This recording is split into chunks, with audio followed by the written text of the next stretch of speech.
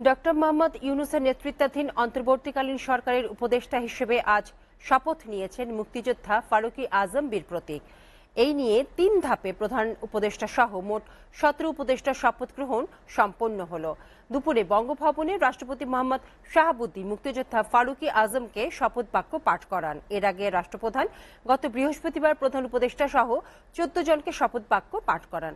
সে সময় ঢাকার বাইরে থাকায় অন্য ৩ জন উপদেষ্টা শপথ নিতে পারেননি। তাদের মধ্যে ২ জন সুপ্রদীপ চাকমা এবং ডাক্তার বিধান রঞ্জন রায় রোববার শপথ নেন। আজ সকাল ১১টায় প্রধান উপদেষ্টার ডক্টর মোহাম্মদ ইউনূসের উপস্থিতিতে ফারুকী আজম শপথ নেন।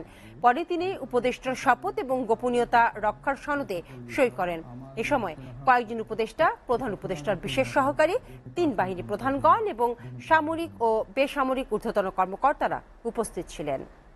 অন্তর্বর্তীকালীন সরকারের উপদেষ্টা